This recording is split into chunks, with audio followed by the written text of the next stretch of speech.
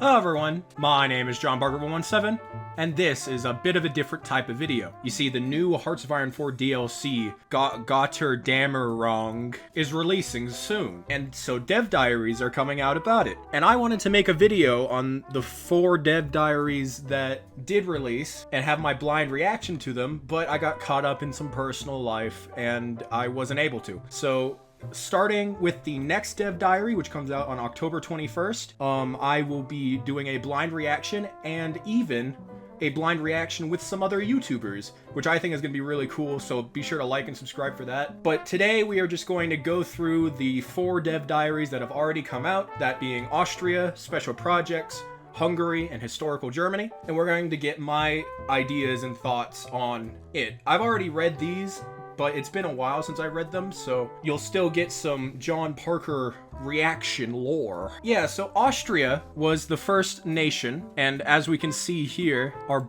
good old boy Kurt got a new portrait. I think this portrait is pretty good, to be completely honest. The starting screen looks nice, has some good focuses for the icons. This makes a good focus tree when you have good focuses right here for the starting icons. And yeah, my first point that I want to make is that the organization of the focus tree is very important. Because, like, for example, the Danish focus tree is very, very poorly organized. It's probably a fun tree, but I've never played it just because of how it looks. I just can't get over, like, how wide it is. But this is good organization. You can tell where things are based on only looking at the size of the path. Like, you can tell that this is the political side. You can tell that this is an economy or sort of thing, and you can tell these 3 are Army, Air Force, and Navy, whichever order, without even having to really zoom in. And that's a sign of good focus tree design. Anyway, we got Interwar Austria. They get some new national spirits. These 2 I don't really think are that important. They kind of cancel each other out, but this is gonna be painful, and this is gonna be super painful. On the John Parker 117 YouTube channel, we know we love the Civ Greed, but the factory output is still going to be absolutely terrible, the -50. It's going to really make it so you want to rush the things that make it go away, which I assume is in the political tree, because this is the treaty. This is the treaty where all the stuff went down. And then, of course, we have our little Austro-Brown Party national spirit. And yeah, the Austrians, I have a feeling this is going to be a point of disagreement with some of the community, but Austria is going to remain non-aligned, which I think is a good idea. I think it's a good idea because if Austria started as the Brown Party, they could justify. I don't think that's a good idea to let the AI, I mean, not the AI. I don't think that's a good idea to let the player justify that early, especially on like Hungary, because that could ruin some of the focus tree, at least until you get them in the position you want them to be. But anyway, we got the historical branch. The first things I notice when I look at this is supporting Italy and Ethiopia. I can't imagine what this is going to do. Perhaps it just gives Italy some guns. Maybe it increases relations. I don't know why this is really here, but it's a neat little flavor focus. I'm just glad you aren't required to do it. And then you go down here, integrate the remnants of the DNSAP, rapid rearmament, and then intervention in Spain. All the focus trees, or at least a large majority of them, have some sort of Spanish Civil War. But here's where I'm a little confused. Request part of Spanish winnings. What does that mean? The invite Spanish nationalists, I can understand means like if nationalist Spain loses, you invite the Spanish nationalists and maybe give some Brown Party support, maybe some war support. But request part of Spanish winnings, what does that mean? Because in the Italian focus tree, you can do the same thing and you get the Balearic Island. Will Austria get parts of Spanish Africa or something? I don't know what this focus could do. It sounds stupid, because it is, which is why I'm a little confused on this focus right here. And then you go down, and strangely, the historical path has expansion opportunities that Austria obviously didn't make it past 1938, but I guess they just wanted to give you something to do. You can reform the Central Powers if that's a thing. And you have a choice here in integrate Bohemia or integrate Hungary. So you have to choose between. I would personally choose integrate Bohemia because it has more factories. But down here at the very end, you have a better German state. And I think somewhere in here it says that this will allow us to get 2 more formable nations. Either a big Germany, a littler Germany. I don't know why you would ever go for the littler Germany, but maybe we'll find out. Yeah, and the future Dev Diaries are going to have more in-depth looking. This is just going to be like a quick little overview and my thoughts since I've already read these. But don't worry, the next ones are going to be very in-depth because it's going to be a blind reaction. Like, I'm not going to read it before I go and do it. It appears you can get the old guarantors of Austrian independence, so Italy, America, UK, and France, to guarantee you. I'm a little worried about that because on non-historical, that's going to make Germany taking Austria. If Austria get those, that's just going to really ruin a German game. I don't know. Maybe you can still bypass the guarantees if you have Anschluss. And you can either choose a seek agreement for rearmament like you do in Hungary with the Blood Agreement, or you can disregard the treaty, and I think that makes everyone upset. So yeah, and apparently this expansion tree is shared with the monarchists, which makes sense. And the Anschluss mechanic is new. It appears we're going to be able to put state garrisons in these lands. It'll work kind of like Finland, where you put like the weapon depots, which I think is pretty cool. It could make Austria like actually possible. But anyway, monarchism. You can obviously get back the Habsburgs. That's a given. But you can either get this Habsburg or you can get this Habsburg. I personally like this one better with the portrait wise. He's got a cool hat. Otto von Habsburg gives a better bonus though. He gives political power, he gives recruitable population. He's really got the whole package. And it even gets upgraded. You get some stability, you get some war support. And if you're looking at this, it says king. And you'll know that Austria was never really a kingdom. It was an archduchy, but they actually already changed that. So don't worry, you Austria enjoyers. You will be avenged, and your archduchy will be in Austria. And yeah, this is the same expansion path. The brown parties, it shares it, so you can get claims in Italy. You can reclaim Habsburg, which I don't know where that is. Maybe that'll give you. I think I looked it up and it's in Switzerland. But what's really cool is inviting the royals of Liechtenstein. Now I hate to spoil it, but Liechtenstein is not getting added. It's so sad. We love Liechtenstein on the John Parker 117 YouTube channel, but it's not getting added. But hopefully this will do something to make Liechtenstein like relevant somehow. Maybe we'll get some cool generals. Maybe even like a releasable in Vorarlberg or something. I don't know. But yeah, the new way of Austria-Hungary is actually through puppets. There's a new subject type, the Austro-Hungarian vassal. And it's an interesting way to go at the Austria-Hungary thing, like the whole reforming of that empire. I just hope they get unique names because Austrian-Hungary and Austrian-Czechoslovakia kind of suck. So I hope they change that to maybe like Kingdom of Bohemia, Kingdom of Hungary. Like, it doesn't have to be anything special. And yeah, this is where I found out that Habsburg was in Switzerland. And then you have your democratic path, which looks just like a general democratic path. You can form the Alpine Federation, which is the same as Switzerland. Or I assume it's going to be different, not the exact same. But yeah, if you go over here, we have unexpected allies. And it has a picture of the Germans and the Russians, but they're imperial versions. So if somehow Imperial Germany and Imperial Russia show up, you can do this focus.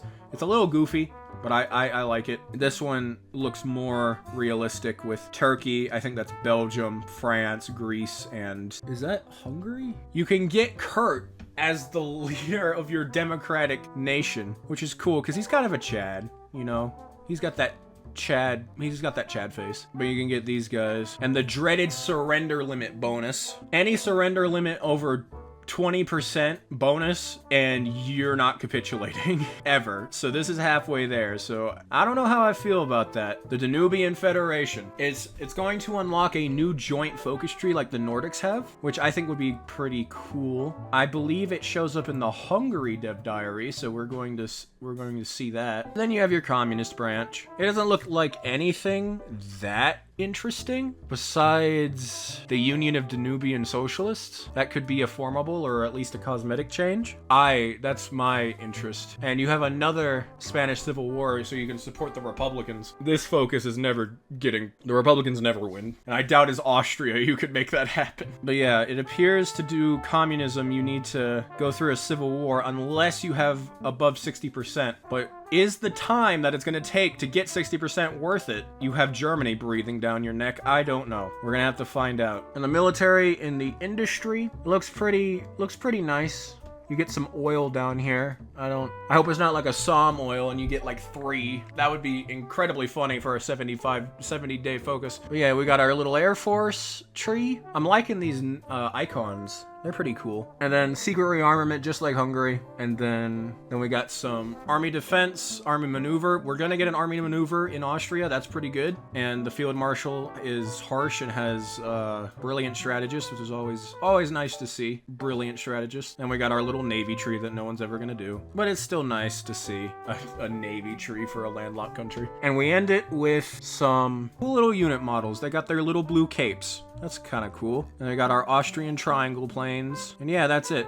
But we're going to look at one last thing before we go to the next dev diary, and that is the developer responses, because that usually gives us more content to look at. Like, we got some generals right here, but what I'm looking for is the new states. So it appears we've gotten 4 new states. Like, the 2 states that were here were broken up. We finally got Burgenland. So Hungary can finally reach its true potential. Except for Croatia, but we don't talk about that. But I believe that's it for interesting things. So yeah, let's get on to the next dev diary, which is the special projects, which I'm excited for. This, I think, is going to be a welcome addition to this game. You gotta build your experimental facilities. You get physics, which is for nukes, naval, which no one's gonna use, aerodynamics and avionics, which I think people are gonna use, and land warfare, which I definitely think people are going to use. Nukes is a one-off if people use it or not, because most people don't play past 1944. Now that we're looking at this, it appears that the construction tab has been reworked a little bit to be smaller and also have them stacked. Like, go 1, 2, 3, 4, and then another row, instead of just being like 1, 2, 1, 2, 1, 2. So that's kind of cool. I think that's a good change. But anyway, our advanced physics facility is going to be on the map. Look at it go. And we have scientists. Our research button's been split, so it's a research and a factory. And we get research slots and experimental facilities. And look at this. We got our scientist, William Francis Gibbs. I don't know who that is, but he provides breakthrough. Now, I think breakthrough is going to basically be your mana point for this thing. Once you get enough breakthrough, you can do a project. And then maybe you have to, I don't know how many times you have to click on a project to get it, but maybe you only have to get 1 breakthrough to do like a nuclear weapon, which would kind of be weird, but I would assume the weapons have a different amount of time that it takes to complete. Yeah, it says breakthroughs are earned in 2 ways. The fastest and most efficient is by researching related technologies. This will generate progress towards a breakthrough in the field. For example, researching regular aircraft technologies will generate progress towards a breakthrough in the aerodynamics and avionics specialization. Will the nuclear technology be moved from the electronics page and be taken away from us? There goes the jet engines, there goes the rockets, there goes the nukes. I think they will be, but I think it's worth it, because the nuke techs just take too long to research anyway, no matter what year you're playing. And so I think this will be a welcome change. This is probably my favorite part of the new DLC. You know, besides the Congo focus tree. We love the Congo. And regular technology research will give you the chance to start specific special projects. I assume there's going to be a pre-nuke technology that you need to look up to get the nukes. And another way you can do breakthroughs is have a scientist do it, but apparently that's going to be really slow. Actually, it's not going to be that slow. It's 0.04, which would round out to like, I don't know, 400 days, which starting from 1936, that's a breakthrough in 1936. I don't know. Prototyping. Projects take a long time to complete, and they are done in a number of prototype iterations. At the end of each iteration, progress is generated to the project. Sometimes other things can happen as well. So there's going to be some RNG when it comes to this. You can get good stuff, a bonus, army XP, or if you're unlucky, I assume this causes damage to it and you have to repair it, which is fair enough. I mean, it's not like it makes you have a civil war if you mess it up. So, and it appears we got super heavy howitzers. I don't know what these are going to do or be. My guess is that they're going to be a support company, because Paradox took away our super heavy tank line battalions and put them in the support equipment, and now they suck. But I love super heavy tanks, which is probably also going to be a special project. And you also get choices, and it appears that you need to build these facilities on a supply network. So you need to build them on like a railway or next to a supply depot or a naval base. And that's fair enough. I mean, if you built it in the middle of Siberia, it may not do that well. But it does make it kind of scary for the Soviet Union, because Siberia is safe. That's where you put all of your stuff. So maybe that'll make it more interesting for a Barbarossa. When a project completion reaches 100%, you get it. And you can get nuclear reactors, super heavy railway gun project. And the cool thing is you not only get these products to be, you also get a free one. Like, for example, once you research the super heavy railway guns, you will get a super heavy railway gun. And we got a thing saying some projects, like the bouncing bomb project, only unlock a new module for your airplanes. But that module in itself unlocks special dam busting air raids that allow you to destroy enemy dams, disrupting their industry and strategic movement in the affected state. And yes, dams are a thing. So we are getting dams, I assume, on rivers, and that could be absolutely disastrous for anyone who doesn't like using air, because you're just gonna get bombed and your divisions will move super slow. I can see it now, and I have a premonition. This is going to be a point of annoyance for a lot of players, getting your dams bombed by the AI, the 10 billion planes they have in any year past 1943. But it's gonna be interesting, I'll give it that. You can capture experimental facilities, so they're like railway guns. So if you encircle them, if you take them, you get breakthrough progress, you get the facility, you get the breakthrough progress. You don't get the scientists though. That's kind of sad, but I know why they don't do that, because then you could just but collecting scientists would be so fun. Imagine if there was an achievement where you just go around and you have to go to every major country and steal scientists. Like you could do, oh my god, imagine if when the Allies and the Soviets go into Germany, they could take the scientists that are there and send them over for Operation Paperclip. That would actually be super cool. I know Paradox isn't watching this. I know they aren't. Hell, I know a lot of people are not watching this. But if by some off chance they are, let us steal scientists from Germany. That would be so funny. We got our scientists. And the projects themselves, we can get ice carriers. I don't know what that means. The German mega tank, that sounds cool. It's probably also only going to be a support company, which sucks so bad.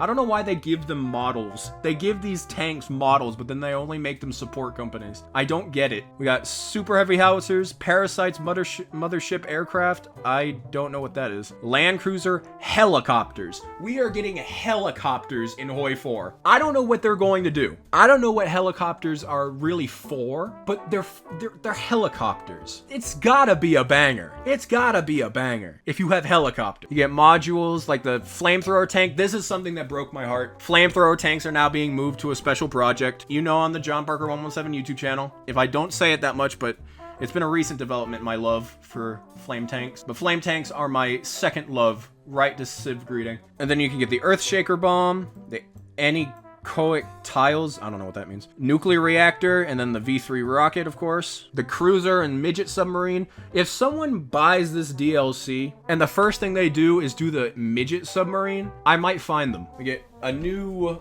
thing for fleets, which I don't really care about, but you can have range be increased. Actually, I might care about this because range for ships sometimes sucks. So underwater refuelment, my flamethrower tank, there it is. So that's going to be the first thing I'm going to rush every single time. And there's our rockets. And rockets, I think, does it say it? But if we look at here, it says barrage. And the rocket is 1 out of 1. So you can't have more, you can't have your 100 rockets or your 200 rockets anymore. It's just 1 rocket. But barrage, I think it bypasses anti-air, and it might bypass planes as well. So you can basically strategic bomb with no planes active. Could be very interesting. I don't like the range. The range sucks it's no Rockets 3 in the base game. It's definitely no Rockets 3 in the base game where you can cover the entire world in one rocket, but it's something. Yeah, a word about rockets. In old systems, there was one type of rocket. Yeah, you can get ballistic missiles and are not affected by anti-air. So yeah, ballistic missiles are gonna be fun. And yeah, that's it for the special projects. We can blow up the Netherlands, which, you know, is always a plus. And if we look right here, we get some German helicopters. Look at that. That is beautiful. That is beautiful right there. But unfortunately, I think they're only support company, which then again, I don't know how they're going to show up here if they're just a support company, but whatever. I mean, you can't have everything. Yeah, I think that's... Oh, there's Oppenheimer. Yep, he gets his own portrait as well. Oh, and this screenshot is something I wanted to look at as well. It appears we are getting a fortress rework. So 0 out of 7 forts and 3 out of 8 forts. So the maximum has been moved down. And if we look here, it says maximum land fort level +2, maximum coastal fort level +2. So the bases are actually, I guess 5 and 6, which land forts being taken down to 5 is crazy work. Maybe it's the same as infrastructure, where they made it so you can only have a max of 5, but they do double the work as the ones with 10. But who knows? We're just gonna have to see. Let us go to our next one, which is Hungary. Hungary, I think, is going to be very exciting. Hungary is one of my favorite nations to play. There we go. We got Michaelis Horthy with his little jacket or his suit or whatever. And if we look here, that's some very angry peasants. And you know what that means. We are getting a Hungarian communist tree that had more than 9 focuses. It's going to be great. And I might play it. I might play Communist Hungary. And this, I would also say this is good focus tree design. We got our obvious political paths, classic looking industrial paths. I don't think they've even been changed that much. But it appears the economic devaluation and balanced budget focuses have been moved over here to the industry path. And it appears we're going to get political power gain -15 right off the bat. And Treaty of Trianon has been updated? Question mark? I don't really remember the Treaty of Trianon by heart. So if this has been changed, let me know. But yeah, we got Hungary right here. The common branches are similar. There's a focus to help Finland, but beyond that, besides some cool focus icons, there's not really anything of note.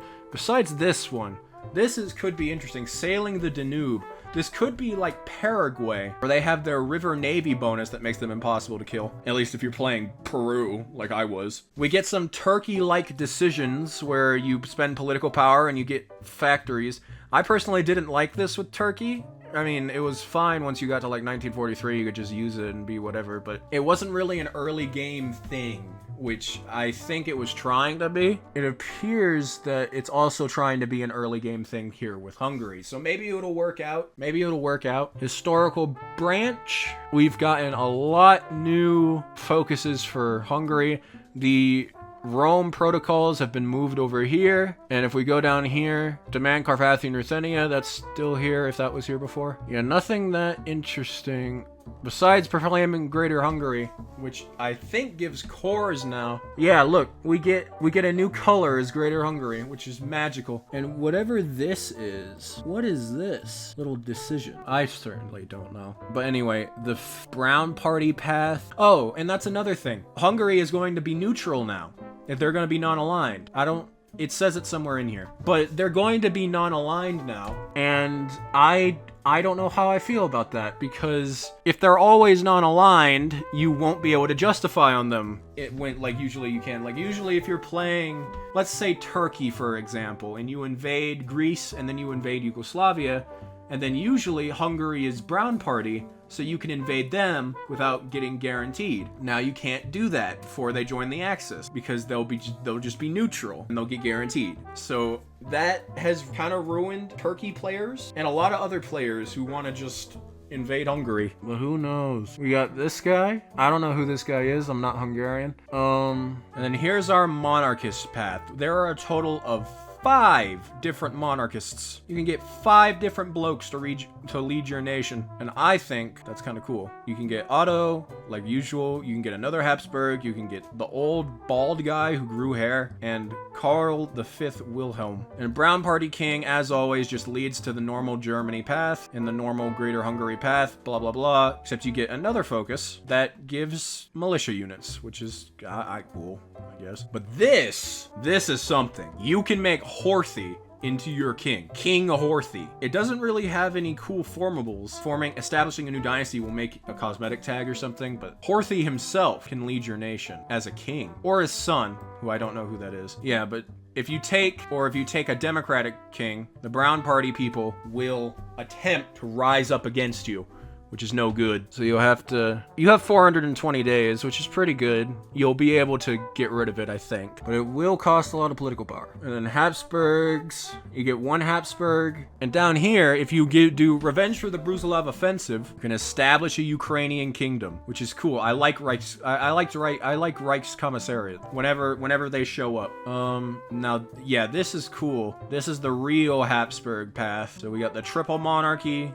You can restore the kingdom of Lombardy, Venetia, claim the Holy City, Holy Empire, multi-ethnic empire. You can even put Mexico under your control by putting a Habsburg on there. Restore the Georgian monarchy, Albania. You can get a lot of stuff in this focus. I think is pretty cool. Hungary is definitely a nation that has a lot of expansion opportunities. And here it is. Here's the joint focus tree between your Austria-Hungarian puppets. Go down over here, you can bring back the Royal Imperial Hussars, optimize land usage, and then all the way down there you do a 1,000-year federation, and I assume it unites your country. You know, we get a look at this. And reclaim the Holy City. This demands Palestine from the UK. But here we are, the Republican branches, and this is it. This is the new communist tree for Hungary, which I think is really cool. You can do the join the Comintern, get your bald egg guy in charge, and be a bulwark against the West, or you can go your own way, promote revanchist sentiment, your second northern campaign, march south, a revolutionary Greater Hungary. This is the guy I thought was bald, but he has hair now. What the hell? You get that hair out of there. You should look like this guy. I don't trust it. That's not the real Bela Kun. The goulash communism, and you can go down here to a revolutionary Greater Hungary, and you'll be known as the Greater Revolutionary Hungarian Socialist State, or the GRHSS. That's a lot of advisors. And we got our lots of generals. And that's it. So let's see. Here's Karl Pius von Habsburg. He has a cool little hat. And here's Habsburg, Mexico, which has a pretty cool flag. And here's Ukraine. This is the Ukraine you can establish if you invade the Soviet Union. And here's the new states. This is what I'm really excited for, because you can finally make a Romania that is on the river. Now that is epic, because this state has been added, and these states have been added, but that doesn't matter. This state has been added instead of being a part of Affold, and so it'll be really easy to make good borders with the river. And yeah, that's all for Hungary. Now time for our last Dev Diary we were looking at or skimming through, and that is historical Germany. And this is it. This is our new Germany. So we got some new national spirits right here. Another communist thing. I am so excited for communist Germany. Germany has been one of the nations I wanted a communist path for so long, and I'm like since Man the Guns long, and so I'm super happy that they're finally getting a communist tree. We're not going to be able to see it this time since this is only historical Germany, but I am excited to see what that's going to be like. H-Man got his own portrait again. He looks older now. He looks wrinkly. But yeah, we got new Mifo bills, new helmets, new anchors, and new birds. All these national spirits, and Mifo bills have been started and Mifo bills have been changed. Now the thing is with Mifo bills in the base game, they're kind of useless. I mean useless in the way as in like they don't negatively affect you at all. The political power gain can be easily replaced, but now the consumer goods factories will increase by 30 each month up to 100. So once it hits 100, I assume that means you get no factories, and if it reaches 100, additional penalties will be supplied. So you really aren't going to be able to get the MIFO bills and have them all the way up until World War II like you did in the base game. You're going to have to actually like do something with them now. But anyway, here is the historical tree.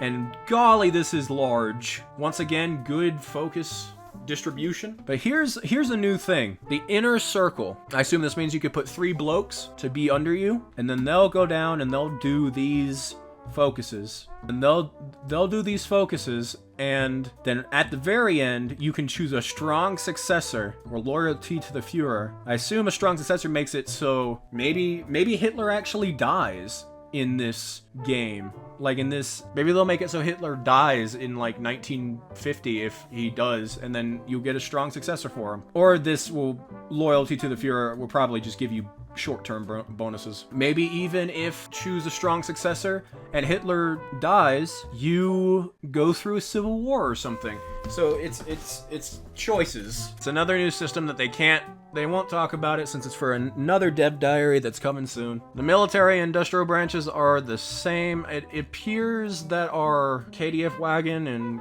Goring thing have been removed and replaced. I hope you can still get your overpowered 12 factories somewhere. And it says here, Germany now starts with fewer generals and field marshals, but more can be unlocked through various focuses while others might get retired. So you don't start with all your generals, which is an interesting thing. You really only unlock generals in a few recent focus trees. I think the earliest focus tree where you unlocked a general was the Soviets, but who knows? I don't know.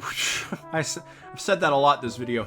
But oh, and they're doing this thing where they're trying to properly equip and make it so you can do blitzkrieg in the game. You can get infantry division attack on a specific area. Belgium, which I don't know why you would do. Poland, I also don't know why you'd do that. The only one I would really consider doing this for is the Soviets, or maybe even the British if they are reworked to be difficult. And you get this new, the Sturmtruppe Bataillon, and it adds a lot of soft attack. That's 6 soft attack. That's pretty good. It adds organization, and it gives fort attack, which I don't think I would put on all my divisions, but maybe on a strike division, especially since forts are being reworked. Speaking of which, going back to the fort thing, I wonder if France is still going to have level 10 forts, or if it's going to be taken down. What will the Maginot look like in the next update? I don't know. You know, we got our Air Force. You can do dive bombers, tactical bombers, strategic bombers, and then the Navy. But then you can get your Wunderwaffen. All these Waffens are wounded, and you can get modern battleship research speed. Tank special project speed, jet special project speed. Your industry, this has been changed. And apparently you can get Totaler Krieg, which makes it a better version of total mobilization. But you have to have either 89% war support and 0% surrender progress. You have to have more than that. And the